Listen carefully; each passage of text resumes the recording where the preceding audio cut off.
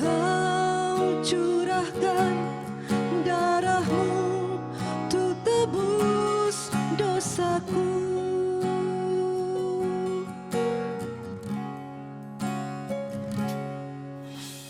Tak terukur kasih-Mu Yesus, Kau telah mati gantikan diriku. Kau curahkan darahmu untuk tebus dosaku.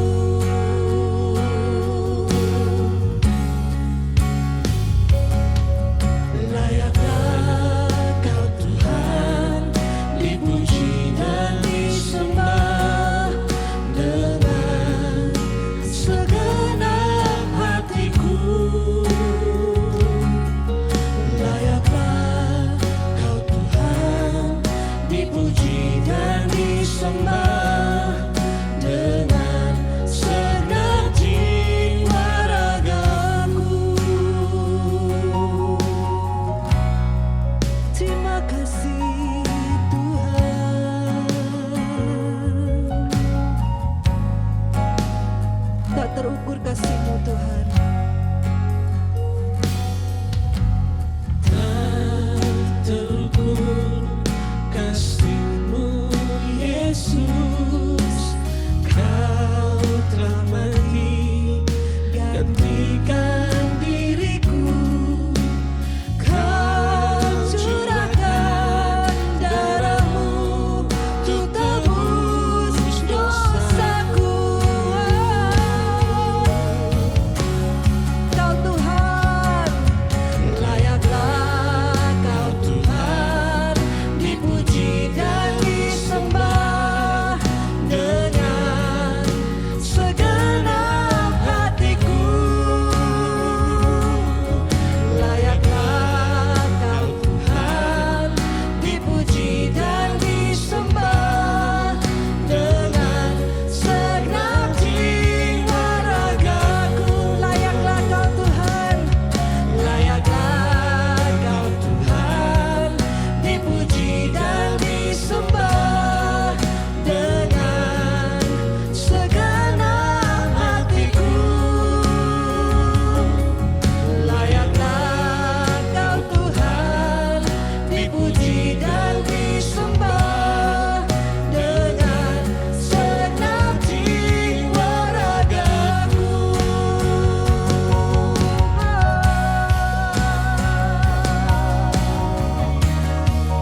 Terima kasih Tuhan.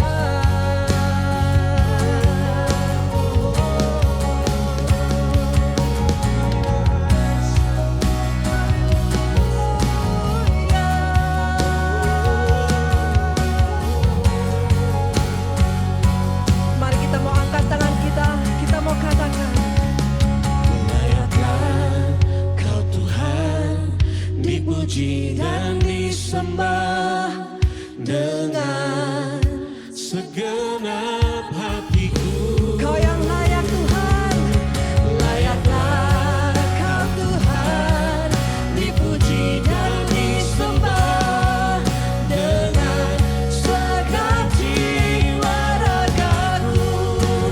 Layaklah Kau Tuhan, dipuji dan disembah dengan segenap hatiku.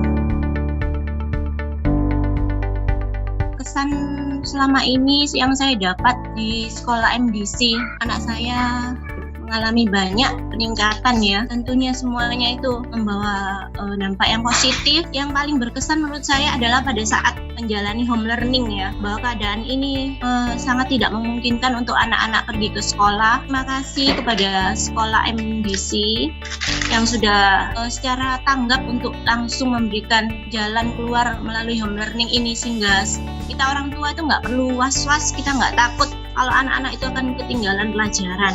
Memang sangat sulit ya, awal-awal sangat sulit sekali bagi kita orang tua. Tiba-tiba kita diharuskan untuk mengajari anak di rumah. Awal-awal yang sangat merepotkan itu menjadi lebih mudah, lebih bisa diikuti alurnya. Itu karena juga bantuan dari pengajar, dari memnya, misternya yang siap-siap untuk membantu setiap saat. Saat belajar di rumah itu kita jadi lebih tahu kemampuan anak-anak kita itu bagaimana. Saya sebagai orang tua jadi lebih bersemangat untuk mengajar anak di rumah gitu. Saya selalu mencoba untuk mengambil sisi positifnya, untuk kita tetap semangat untuk memberikan yang terbaik, untuk bekerja sama dengan pihak sekolah, tetap berdoa supaya keadaan ini segera berlalu dan anak-anak kita akan segera mengikuti kegiatan di sekolah dengan baik.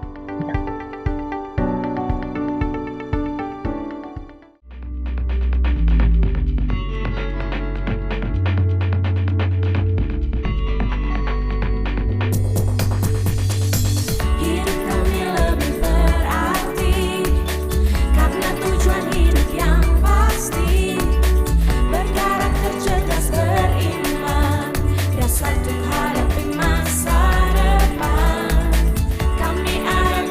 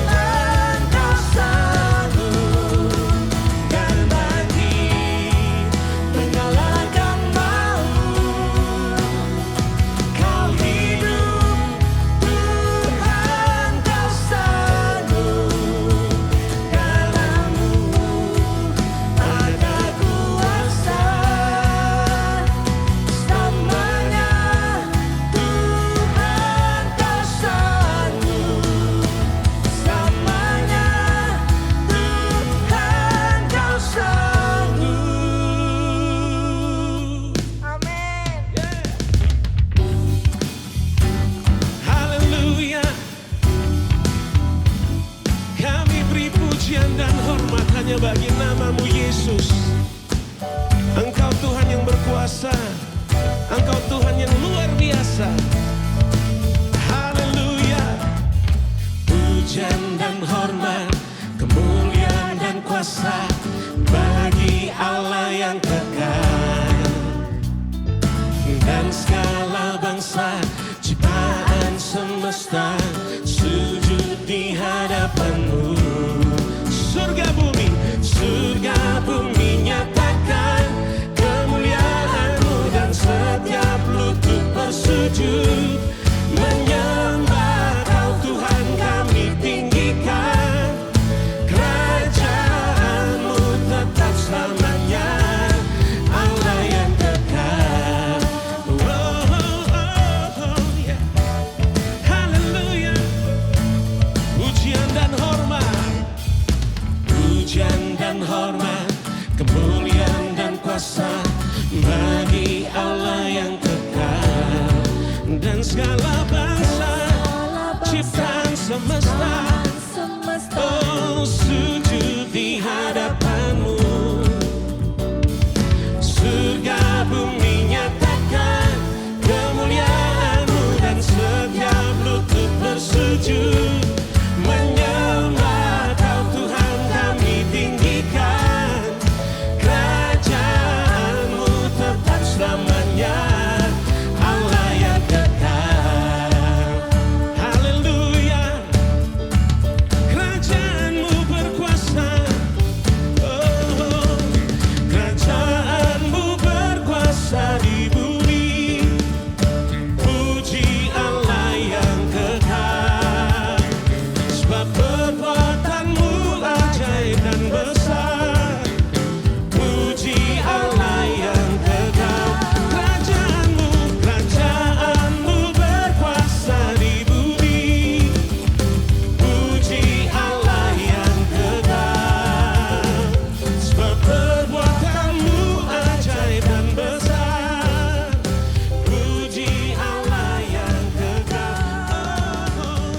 Surga bumi nyatakan kemuliaan-Mu, dan setiap lutut bersujud.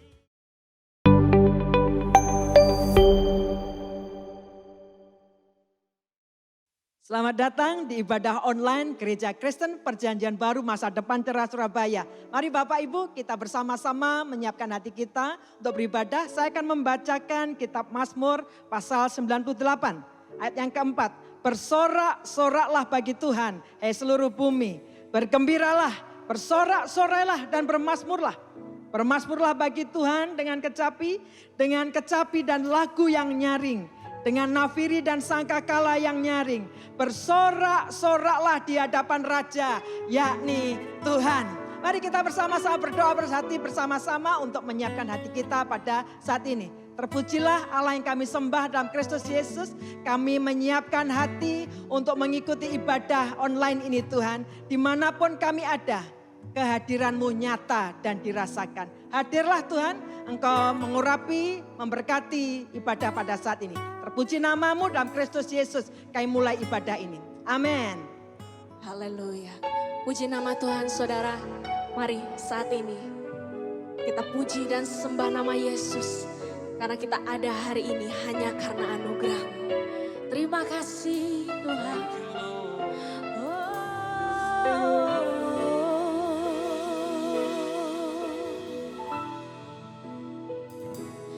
Ku ada sebab anugerah-Mu. Ku ada karena kasih-Mu. Tuhan Yesus, ku berterima kasih buat kasih rahmat-Mu. Sekali lagi katakan, ku ada sebab anugerah-Mu. Ku ada karena kasih-Mu. Tuhan Yesus, ku berterima kasih buat kasih rahmat-Mu. Terima kasih Yesus. Terima kasih Yesus. Yesus, terima kasih. Hanya anugerah-Mu buat hidupku sekarang. Ku kan memuji-Mu selamanya.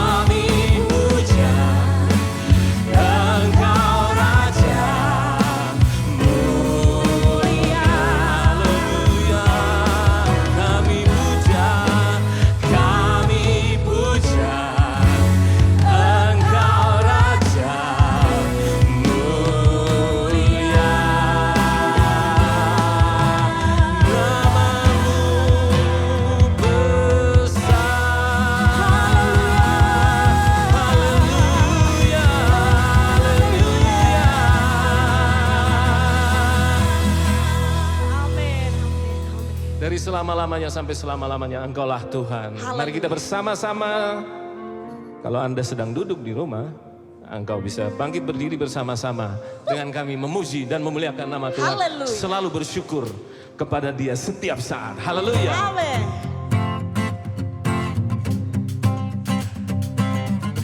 Haleluya.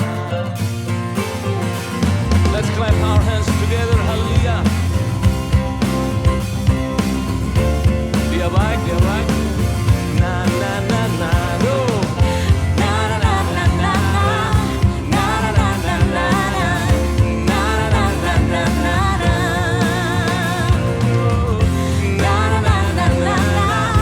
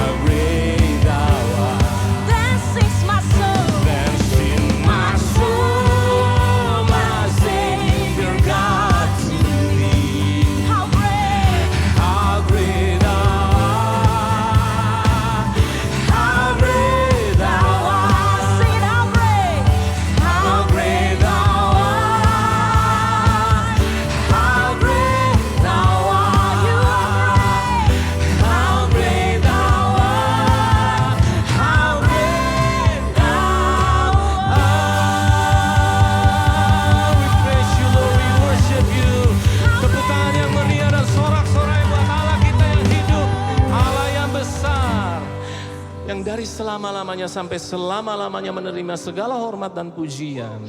Yesus Kristus Tuhan, the sweetest name of all. Hallelujah. We worship you, God. We worship you, Lord. Hallelujah, hallelujah. We want to sing praises for you. Kami ingin menyanyikan pujian dari hati kami. Mari bersama-sama saudara yang ada di rumah, dimanapun engkau berada. Tenggelamkan dirimu dalam hadirat Tuhan saat ini. Dia hadir di tengah-tengah kita. Bahkan dia bekerja di tengah-tengah kita. And I tell you, dia ada di samping saudara, di rumah saudara, di mobil saudara, di tempatmu saat ini. Let's open our heart, buka hati kita, angkat tangan dan sembah dia. We honor you, we worship you, Lord. We honor you, we worship you, Lord. We love you, love you. Hallelujah. Kodasya. Di atas segala sesuatu yang terjadi, kami ingin menyanyikan pujian bagi-Mu. I sing praises to your sweetest name. Mari sama-sama. Hallelujah. I sing praises to your name. Yes, Lord. Oh Lord, praises to your name. Oh Lord, for your name is great and greatly to be praised. Worship you, Adonai. I sing praises to your name. Oh Lord, I sing praises to your name. Oh, oh, Lord, for your name is great, yeah, and greatly to be praised. I sing praises to your name. Hallelujah. I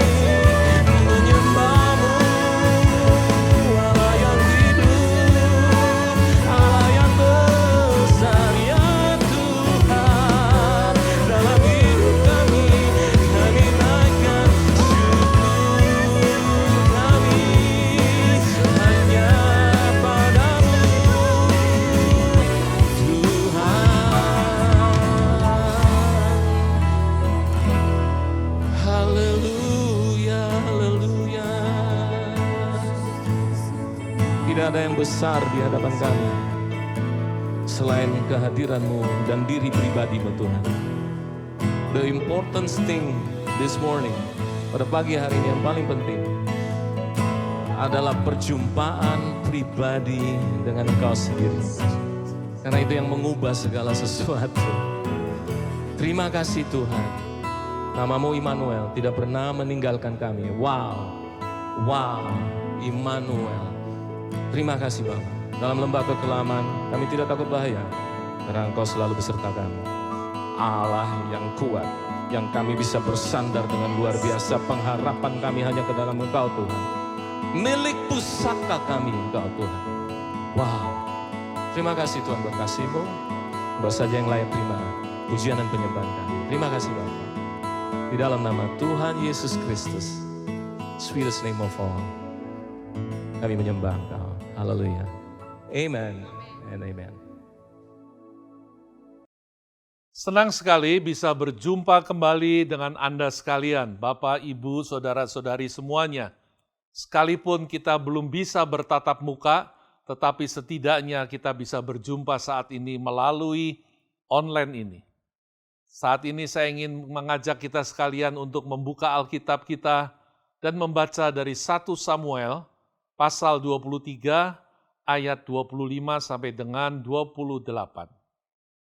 Ketika Saul dengan orang-orangnya pergi mencari Daud, diberitahukanlah hal itu kepada Daud. Lalu pergilah ia ke Gunung Batu dan tinggal di padang gurun Maon. Saul mendengar hal itu, lalu mengejar Daud di padang gurun Maon. Saul berjalan dari sisi gunung sebelah sini, dan Daud dengan orang-orangnya dari sisi gunung sebelah sana. Daud cepat-cepat mengelakkan Saul, tetapi Saul dengan orang-orangnya sudah hampir mengepung Daud serta orang-orangnya untuk menangkap mereka. Ketika seorang suruhan datang kepada Saul dengan pesan, "Segeralah undur, sebab orang Filistin telah menyerbu negeri." Maka berhentilah Saul mengejar Daud dan pergi menghadapi orang Filistin. Itulah sebabnya orang menyebut tempat itu Gunung Batu Keluputan atau The Rock of Escape. Daud dan pasukannya berada di suatu gunung di padang gurun Maon. Saul dan pasukannya yang berjumlah lebih banyak akhirnya mengepung gunung itu dan memojokkan pasukan Daud. Secara perhitungan manusiawi, hitung-hitungan manusia, Daud sudah pasti kalah. Pasukannya akan dengan mudah dilibas habis dibinasakan. Namun ternyata Tuhan punya rencana yang lain. Namun ternyata cara Tuhan adalah cara yang jauh lebih dahsyat. Kenapa? Karena tiba-tiba datanglah kabar kepada Saul bahwa tentara Filistin telah menyerbu Israel. Sehingga Saul harus menarik pasukannya kembali dan ia sendiri memimpin pasukannya untuk kembali menyelamatkan kotanya menghadapi orang Filistin. Daud dan pasukannya lega.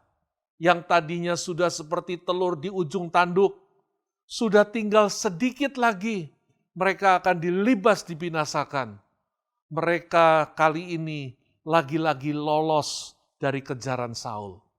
Lolos, luput, bukan dengan cara kekuatan mereka sendiri, melainkan mereka luput oleh karena pertolongan Tuhan.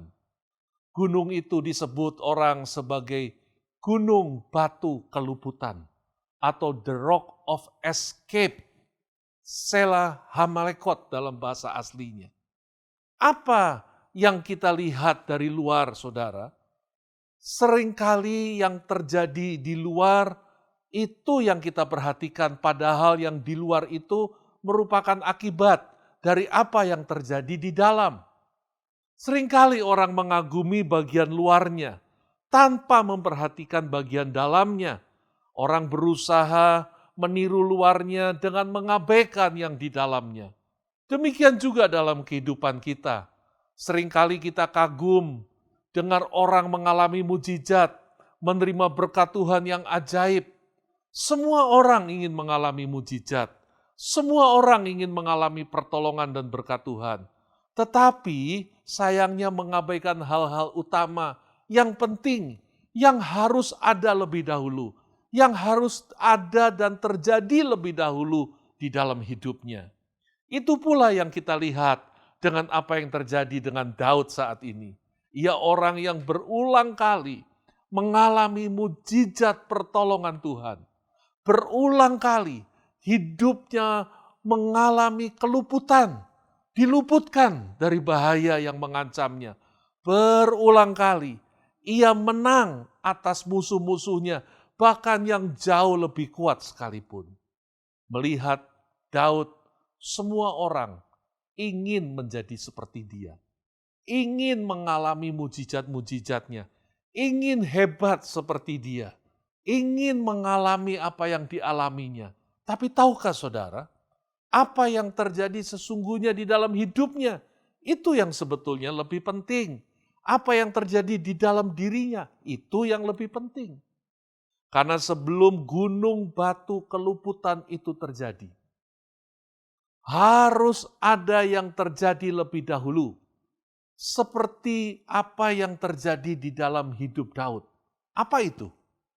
Apa yang harus ada lebih dahulu dalam hidup Daud?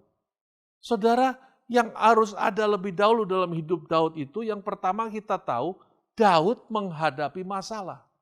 Persoalan, kesulitan, krisis dalam hidupnya berulang kali. Nah, kalau soal masalah krisis kesulitan, semua kita juga mengalaminya. Bahkan kita sekarang sedang berada di tengah-tengah krisis yang besar, yang sudah berlangsung berbulan-bulan sampai sekarang. Tapi, perhatikan ini. Daud bukan orang yang takut dengan masalah. Daud bukan orang yang takut dengan ancaman. Ia orang yang berani menghadapi masalah. Hal itu terbukti sejak awal dari karir kehidupannya. Ketika ia berani menghadapi Goliat. Sementara semua orang, seluruh bangsanya, semua prajurit-prajurit, bahkan termasuk rajanya yaitu Saul, semua ketakutan, semua tidak berani menghadapi masalah yang ada, semua tidak berani menghadapi kenyataan yang ada. Daud tidak demikian. Ia bukan orang yang cari masalah, tapi kalau ada masalah, ia tidak lari dan bersembunyi. Ia tidak takut dengan masalah. Bukan karena ia nekat dan punya keahlian hebat, bukan. Tetapi karena ia kenal siapa Tuhannya. Ia tidak takut dengan masalah, bukan karena kemampuannya, bukan karena kesanggupannya, bukan karena kesaktiannya, bukan. Tetapi karena Tuhannya yang ia kenal. Nah saudara, sikap inilah yang harus kita miliki dalam hidup kita sebagai orang percaya. Tidak takut dengan masalah, tidak takut dengan persoalan. Bukan karena kita membabi buta, bukan karena kita nekat semaunya, bukan. Tapi karena kita kenal siapa Allah kita. Karena kita tahu siapa yang mengendalikan hidup kita. Siapa yang melindungi dan menjaga dan memberkati hidup kita. Saudara, Daud orang yang tahu harus menyerah ke siapa. Dia orang yang tahu bahwa dia harus menyerah dan lari kemana. Ia tidak lari dari masalah, tapi ia lari kepada Tuhan. Tuhanlah pelariannya. Dialah the rock of escape. Makanya, kalau Tuhan jadi tempat pelarian bagi kita, maka masalah yang paling mengancam sekalipun, keadaan yang paling menakutkan, situasi yang paling menekan, krisis yang paling berat, akan berubah menjadi kemenangan. Sehingga kita dapat mengatakan, ia gunung batu keluputanku.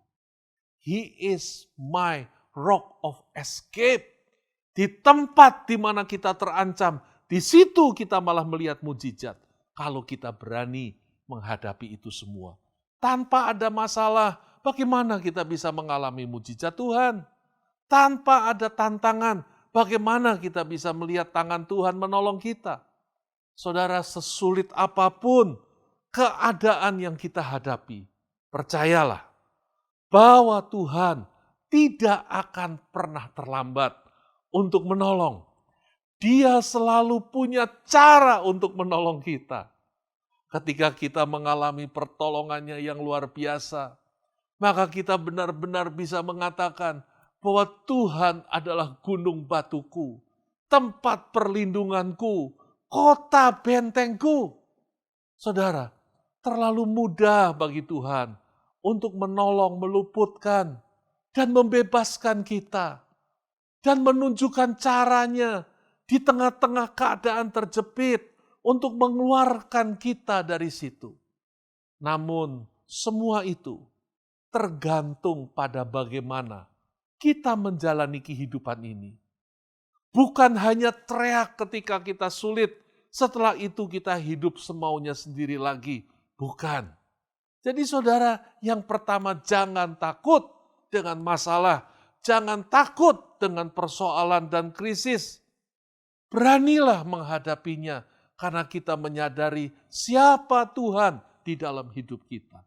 Tapi yang kedua saudara, yang menentukan itu adalah kualitas dari kehidupan kita. Daud orang yang hidupnya punya kualitas. Tidak sekedar hidup. Makanya ia dari orang yang biasa-biasa saja, gembala kambing domba milik orang tuanya, dia mampu dan berhasil mencapai puncak tertinggi dalam hidupnya, menjadi Raja Israel, dan bahkan menjadi Raja Israel yang paling hebat, paling terkenal. Kualitas dirinya itu bukan karena pendidikannya, bukan juga karena kekayaannya, bukan juga karena kekuatan dan kemampuannya. Ia tidak memiliki semua itu. Ia tidak memiliki rekor itu semua dalam perjalanan hidupnya. Tidak, saudara. Tetapi kualitas itu sudah ada di dalam dirinya. Kualitas diri yang sejati itulah yang menentukan. Yang sesungguhnya itu ditentukan oleh apa? Kualitas diri yang sejati, yang sesungguhnya itu ditentukan oleh sikap hati kita. Dan itu sangat menentukan kualitas hidup kita itu seperti apa. Kehidupan seperti apa yang akan kita jalani. Dan sikap hati yang paling menentukan kualitas hidup itu adalah seperti yang dikatakan oleh firman Tuhan. Yaitu hati yang melekat kepada Tuhan. Coba baca di Mazmur pasal yang ke-91, ayat 14 dan 15. Dikatakan sungguh hatinya melekat kepadaku, kata Tuhan. Maka aku akan meluputkannya. Aku akan membentenginya, sebab ia mengenal namaku. Bila ia berseru kepadaku, aku akan menjawab. Aku akan menyertai dia dalam kesesakan. Aku akan meluputkan dan memuliakannya. Mazmur 91 ayat 14-15. Jadi saudara, sama seperti seorang anak kecil. Si anak akan luput dari bahaya. Selama ia tetap dekat, melekat. Terus berpegang pada tangan sang ayahnya atau ibunya. Terus-menerus menggandeng. Itulah hidup yang melekat. Kualitas hidup kita itu ditentukan oleh sikap hati kita. Sikap hati yang bagaimana? Sikap hati, sikap hidup yang melekat kepada Tuhan. Bukan sekedar tahu Tuhan. Bukan sekedar jadi orang Kristen pergi ke gereja dan melayani, bukan. Tetap melekat pada Tuhan. Artinya selalu menjaga posisi kita. Supaya tetap berada dekat dengan Tuhan.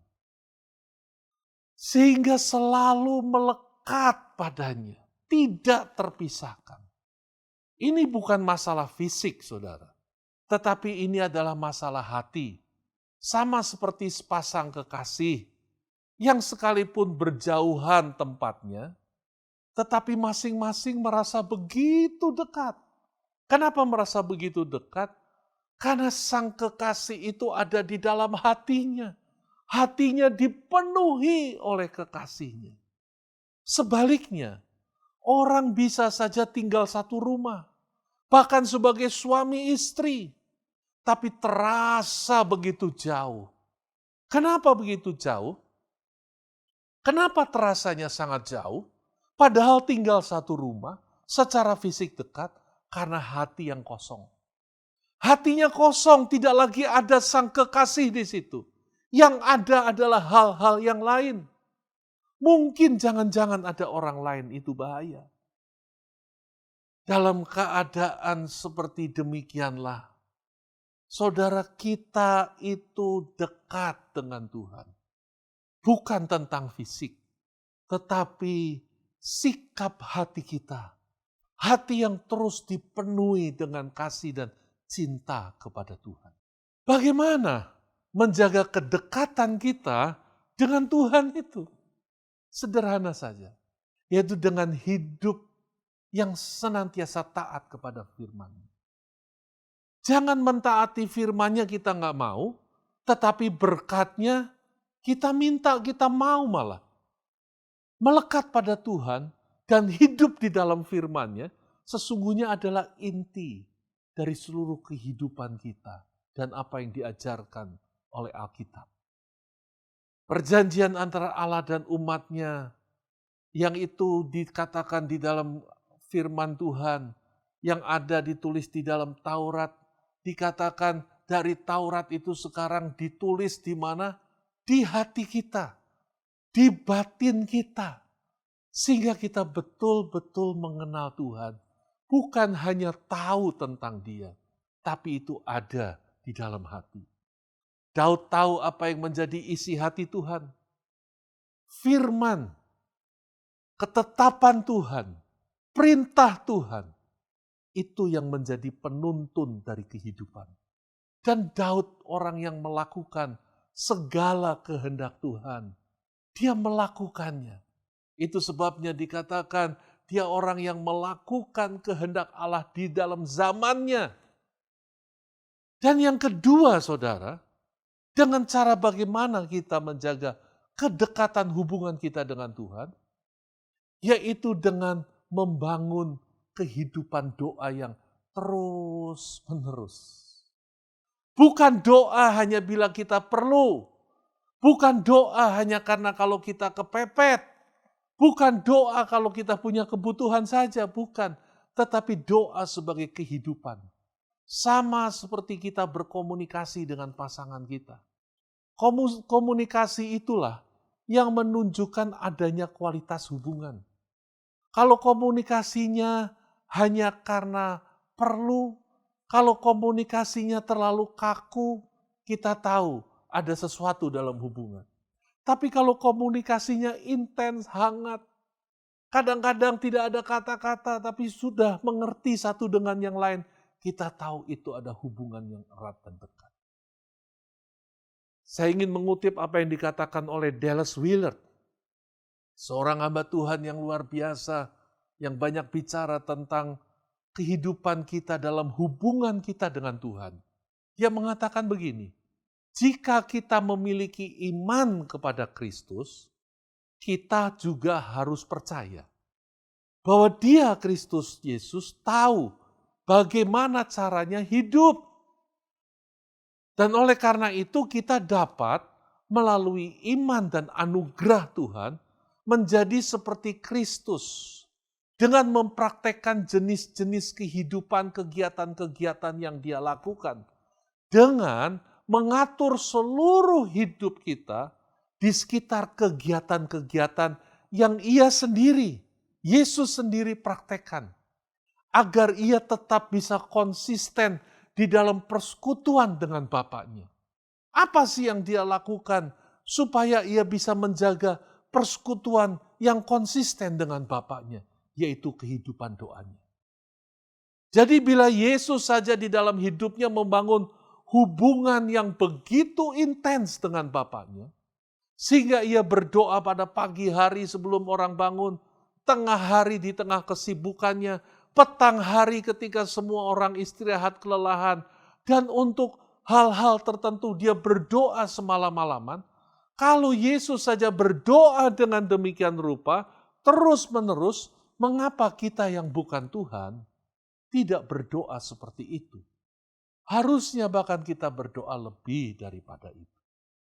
Umat yang hidup melekat dengan Tuhannya dan hidup taat kepada firman-Nya pasti akan disertai oleh Tuhan. Tuhan sanggup meluputkan dari segala bahaya apapun sejauh kita melekat pada Tuhan dan jangan takut pada bahaya apapun juga.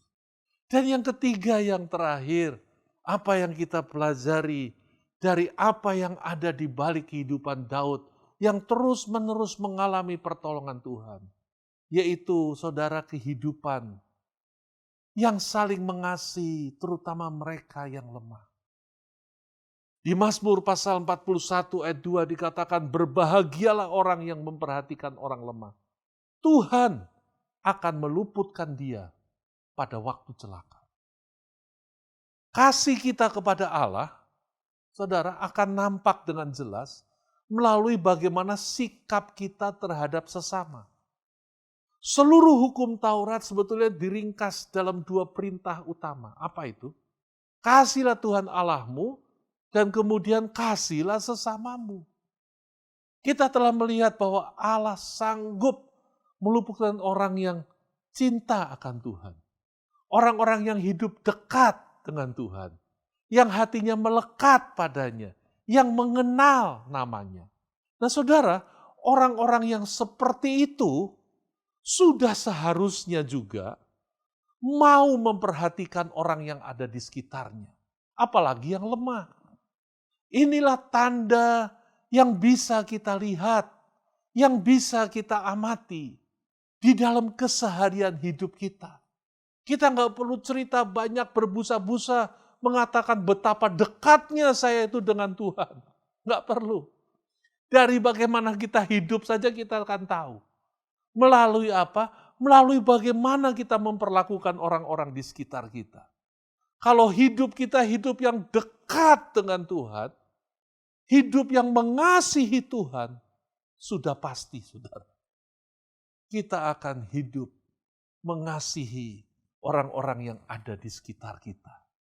Siapapun mereka, bahkan yang paling lemah sekalipun, kita menaruh perhatian dan peduli.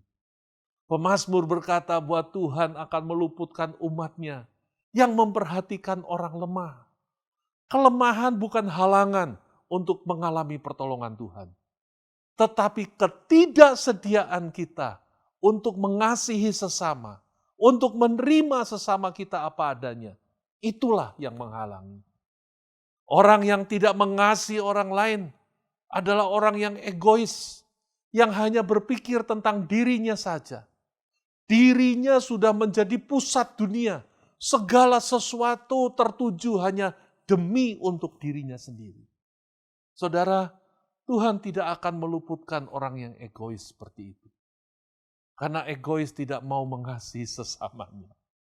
Tuhan tidak akan meluputkan orang yang mementingkan dirinya sendiri. Karena orang seperti itu tidak mau mengasihi sesamanya. Hari-hari ini di mana ada banyak orang susah. Hari-hari di mana kita hidup di sekitar orang-orang yang tidak sempurna seperti kita pun tidak sempurna. Saudara, kita diuji di sini untuk menunjukkan kualitas hidup kita yang sesungguhnya. Orang yang tidak mau mengasihi sesamanya dengan kasih Kristus, berarti orang itu sendiri belum benar-benar mengasihi Allah, sehingga ia belum benar-benar mengalami kasih Allah di dalam dirinya. Kita banyak melihat bahwa berkat-berkat Tuhan bergantung dengan bagaimana sikap kita terhadap orang lain. Tuhan tidak menuntut kita untuk memperhatikan orang yang lemah secara berlebih-lebih dengan apa yang tidak ada pada kita, tidak. Tuhan bukanlah Tuhan yang kejam dan semaunya sendiri yang memaksa kita untuk menolong orang dengan apa yang tidak kita miliki, tidak.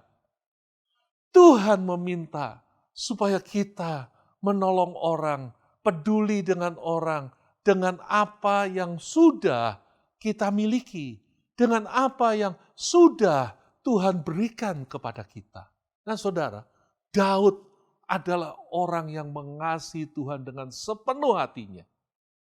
Dan hal itu juga terlihat dengan bagaimana sikapnya kepada orang-orang yang ada di sekelilingnya. Alkitab mencatat bahwa pasukan Daud itu adalah orang-orang yang semula berada di dalam kesesakan, orang-orang yang bermasalah, dikatakan orang-orang yang dikejar hutang, orang-orang yang sakit hati, dan mereka semua itu menjadi orang yang diperhatikan oleh Daud, hidupnya bahkan dipulihkan oleh Daud. Padahal mereka orang-orang yang tidak layak, tidak pantas, sehingga mereka dikucilkan, saudara. Daud menjadi pemimpin mereka. Daud memperhatikan mereka yang lemah. Alkitab tidak berkata bahwa Daud bersekutu di dalam kejahatan mereka, tidak. Melainkan Daud menjadi pemimpin mereka dan hidup mereka berubah, saudara. Daud memperhatikan mereka yang lemah, yang tersisih. Selain itu Alkitab juga mencatat bahwa sekalipun Daud diperlakukan buruk oleh Saul dan bahkan terus-menerus akan dibunuh oleh Saul tetapi luput, Daud tetap respect dan tetap menghormatinya. Dengan kata lain, ia tetap mengasihi, ia menerima Saul apa adanya. Saudara, ini sikap yang luar biasa, yang mengundang berkat Tuhan. Tuhan akan menunjukkan pertolongannya yang luar biasa kepada orang yang mengutamakan dia, yaitu orang yang melekat kepadanya, taat kepada firman-Nya, mengasihi sesamanya sesuai dengan perintahnya. Bagi Tuhan, tidak sulit untuk meluputkan kita dari yang jahat. Dari kecelakaan apapun juga. Dari krisis dan kesulitan apapun juga. Bahkan dari maut. Tidak terlalu sulit bagi Tuhan. Terlalu mudah bagi Tuhan. Tapi yang penting, bagaimana kualitas kehidupan kita. Apakah kita orang yang mengenal Tuhan dengan cara seperti Daud menjalani kehidupannya? Saudara, saya ingin menutup dengan membaca ayat ini. Daniel 11 ayat 32b. Dikatakan tetapi umat yang mengenal Allahnya akan tetap kuat dan akan tetap bertindak. Dikatakan orang-orang yang umat yang mengenal Allahnya akan tetap kuat, shall be strong and do exploit. Saudara, untuk dapat hidup di dalam dunia pada zaman-zaman sekarang ini, diperlukan orang-orang yang punya kualitas seperti itu. Orang-orang yang di tengah-tengah kehancuran dan kesulitan, tidak ikut hancur dan tidak tertindas dengan apa yang ada, tapi bahkan mampu bangkit. Karena apa? Bukan karena kehebatan mereka. Bukan karena keunggulan mereka, bukan. Tetapi karena mereka mengenal siapa Tuhan. Mereka orang-orang yang hidup dan berjalan sehari-hari bersama dengan Tuhan. Hanya mereka yang mengenal Allahnya. Orang-orang yang tahu siapa Tuhannya. Saudara, mereka lah yang akan terus hidup di dalam kemenangan.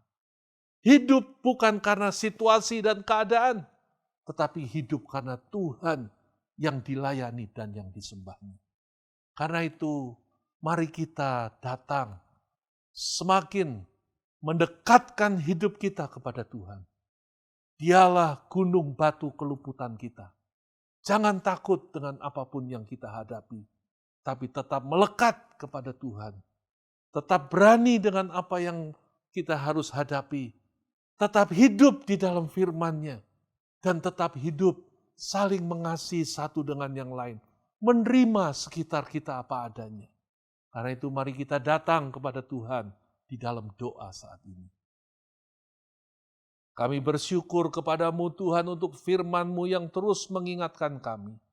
yang terus mengajar kami bahwa Engkaulah gunung batu keluputan kami, the rock of escape. Tuhan, kami bersyukur kalau kami hidup di dalam Engkau, kami tahu ada perlindungan yang sejati. Bahkan di tengah keadaan yang paling mencekam, di tengah keadaan yang paling kritis, bahkan seolah seperti telur di ujung tanduk, Engkau mampu memberkati dan mengubah semuanya menjadi berkat, sukacita, dan kemenangan. Itu sebabnya ajar kami Tuhan untuk terus hidup melekat kepadamu. Hidup terus di dalam firman-Mu. Untuk kami terus hidup dekat dalam Engkau, di dalam persekutuan dengan Engkau. Untuk kami hidup dengan lingkungan kami, sesama kami. Untuk kami saling mengasihi satu dengan yang lain. Kami mengucap syukur kepadamu ya Bapa. Kami naikkan pujian kepadamu dan membuka hati kami terus untuk Engkau berkarya dalam hidup kami. Di dalam nama Tuhan Yesus. Amin. Saya percaya kita semua pasti diberkati oleh kebenaran firman Tuhan yang baru saja kita terima. Bapak Ibu, sebentar lagi kita diberi kesempatan yang luar biasa, diberi privilege yang luar biasa untuk melayani Tuhan dengan apa yang Tuhan sudah percayakan pada kita. Saya akan bacakan kitab 2 Korintus 9 ayat 7 berkata demikian. Hendaklah masing-masing memberikan menurut kerelaan hatinya, jangan dengan sedih hati atau karena paksaan, sebab Allah mengasihi orang yang memberi dengan sukacita. Mari persiapkan persembahan kita dan kita akan membawanya di dalam doa kita. Bapak Ibu, mari kita satukan hati dalam berdoa. Tuhan yang baik, yang kami sembah dalam Kristus Yesus, terima kasih untuk anugerah-Mu yang luar biasa. Kami tahu apa yang kami miliki itu kepunyaan Tuhan. Hidup kami pun juga punya-Mu. Terima kasih untuk anugerah keselamatan yang Kau percayakan pada kami. Saat ini Tuhan, kami diberi kesempatan melayani Tuhan, menyembah-Mu dengan harta benda yang Tuhan percayakan pada kami. Biarkan pada saat ini menjadi langkah iman setiap kami. Mempercayai bahwa hidup kami ada tangan Tuhan. Kami percaya Engkau sanggup memeliharakan kehidupan setiap kami. Ya Roh Kudus, bicaralah kepada setiap kami. Beri kami hati yang taat untuk membawa kurban persembahan. Terima kasih Tuhan, terima kasih. Kuduskan persembahan ini. Kami mengucap syukur dan kami memberikannya dengan penuh sukacita. Dan berkat nama Tuhan Yesus kami berdoa ucap syukur. Amin.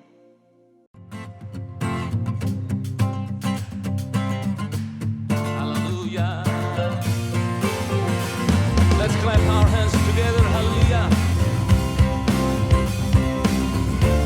Dia baik, dia baik. Na na na na. Go. Na na na na na. Na na na na na. Na na na na na. Na na na na na.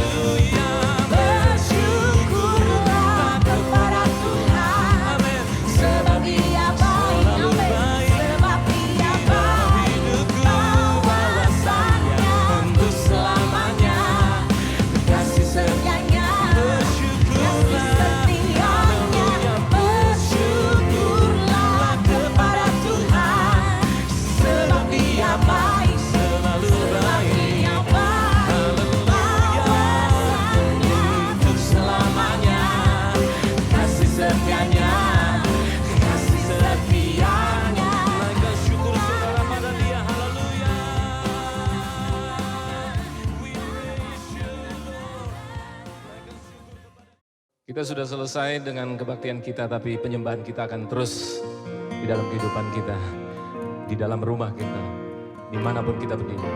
Ku angkat hatiku, tinggikan namamu. Yes, Lord. Karena Yesus kau anugerah terbesar, ku naikkan syukurku untuk kemurahan-Mu. Hanya Yesus kau anugerah. Mari naikkan syukur sama-sama. Ku angkat hatiku, tinggikan namamu.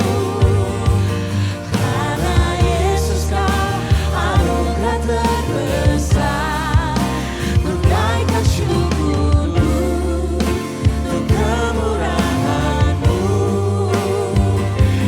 Hanya Yesus kau anugerah terbesar.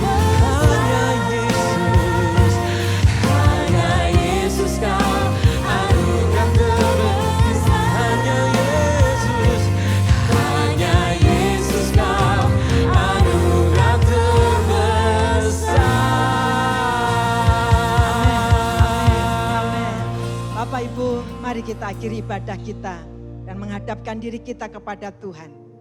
Tuhan yang baik, kiranya Engkau menyinari setiap kami dengan wajah-Mu dan memberikan setiap kami kasih karunia. Kiranya Engkau menghadapkan dan menyinari kami dan Engkau melimpahkan damai sejahtera. Kiranya Tuhan, tangan-Mu yang mengangkat setiap kami, memberkati setiap kami. Apa saja yang dikerjakan oleh umat-Mu, Kau tandailah Tuhan dengan keberhasilan.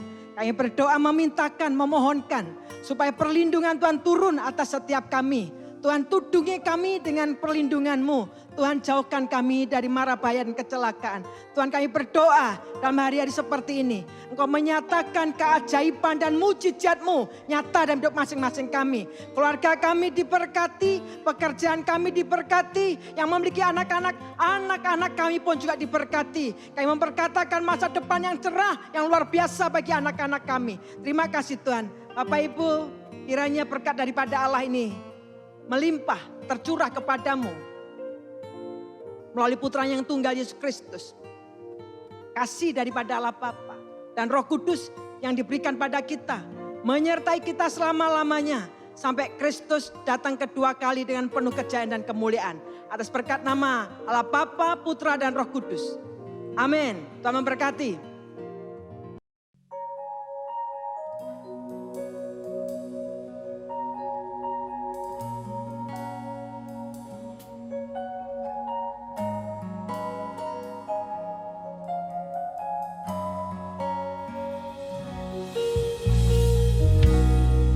Terima kasih Tuhan untuk kasih-Mu yang besar.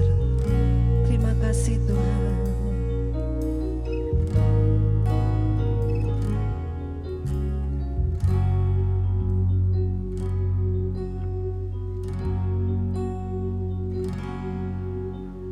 Tak terukur kasih-Mu Yesus. Kau telah mati gantikan diriku. Kau curahkan darah-Mu untuk tebus dosaku.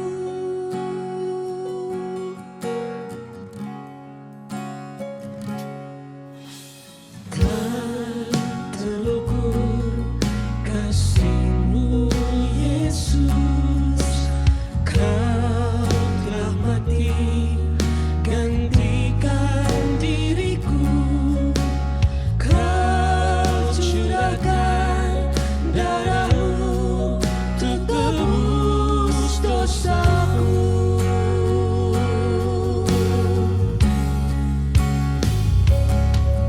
Layaklah Kau Tuhan dipuji dan disembah dengan segenap hatiku. Layaklah Kau Tuhan dipuji dan disembah dengan segenap jiwa ragaku.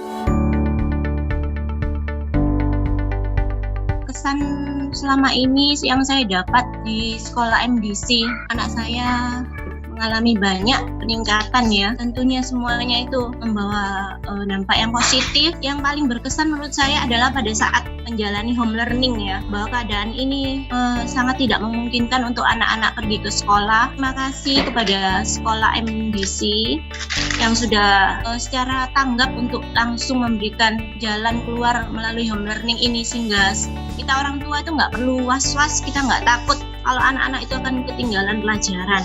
Memang sangat sulit ya, awal-awal sangat sulit sekali bagi kita orang tua.